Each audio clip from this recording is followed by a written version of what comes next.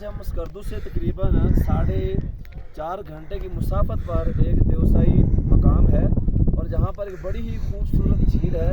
تقریباً یہ جو علاقہ ہے یعنی یہ جو پہاڑی علاقہ ہے سطح سمندر سے 14,000 فٹ کی بلندی پر ہے اور عمومی طور پر یہاں پہ سانس لینے میں بھی دشواری پیش آتی ہے. یعنی آکسیجن کا جو لیول ہے بہت کم بھی ہو جاتا ہے بعض اوقات. لیکن اس کے بارے میں آپ کو تفصیل کے ساتھ ہمارے ساتھ ڈاکٹر پروفیسر محفوظ احمد ثاقب صاحب ہیں, یہ آپ کو بتائیں گے.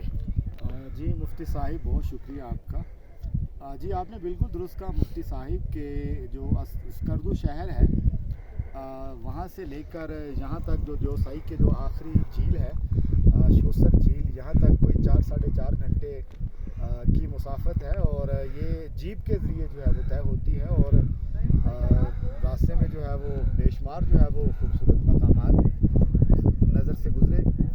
پہلی جو جھیل تھی مفتی صاحب وہ ستپارہ جھیل تھی, بہت خوبصورت جھیل تھی. پھر اس کے بعد جو ہے وہ چھوٹے پانی والی جھیل جو ہے نا وہ آئی جی. پھر جو ہے وہ کالا پانی جھیل آئی اور آخر میں جو ہے وہ بڑے پانی والی جھیل آئی. اب یہ جو 5ویں جھیل ہے یہ ہے جی شوسر جھیل اور یہ جی یقیناً جو ہے وہ قدرت کا ایک خوبصورت نظارہ ہے. اور مفتی صاحب یہاں پر جو ہے نا وہ سانس لینے میں خاصی دشواری ہو رہی ہے اور اس کی جو وجہ ہے وہ آپ نے پہلے عرض کر دی کہ چونکہ آکسیجن کا جو لیول ہے وہاں پہ یہاں پہ وہ کم ہے.